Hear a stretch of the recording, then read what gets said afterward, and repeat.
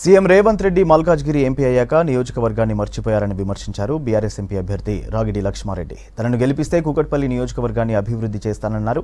కూకట్పల్లిలో ఎమ్మెల్యే మాధవరం కృష్ణారావు, ఉప్పల్ మాజీ ఎమ్మెల్యే సుభాష్ రెడ్డితో కలిసి కార్యకర్తల సమావేశం నిర్వహించారు. రాగిడి లక్ష్మారెడ్డి 30 ఏళ్లుగా నిరుపేదలకు సేవ చేస్తున్నారని, ఆయన్ను గెలిపించాలని ప్రజలను కోరారు ఎమ్మెల్యే మాధవరం కృష్ణారావు. 14 సంవత్సరాలు తెలంగాణ ఉద్యమంలో తెలంగాణ రావాలని చెప్పి ఎన్నో ఉద్యమాలు చేసి చావును సైతం లెక్క చేయకుండా తెలంగాణ తీసుకొచ్చారు. అట్లే వారు 10 సంవత్సరాలు ముఖ్యమంత్రిగా ఉన్నప్పుడు ప్రతి ఒక్కరికి తెలుసు.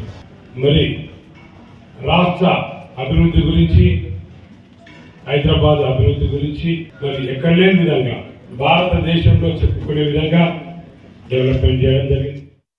అన్నదమ్ములాగా ఖచ్చితంగా పోరాడతాం. ఈ కూకట్పల్లి కాన్సర్ అభివృద్ధికి పాటుపడతాం. ప్రజల పక్షాన నిలబడతాం. ప్రజల ఆశీర్వాదం పొందుతాం. ఖచ్చితంగా సమస్యల మీద పోరాడి ఇద్దరం మనం బయటికి వెళ్ళినామంటే పార్లమెంట్ ఉన్నటువంటి 7 మంది శాసనసభ్యులు ఎంపీని గెలిపించుకోతే 100కి 100 ఈ హైదరాబాద్ నగరంలో ఈ మల్కాజ్గిరి కాన్సెన్స్ లో ఉన్న సమస్యలన్నీ తీర్చే బాధ్యత తీసుకుంటారని చెప్పి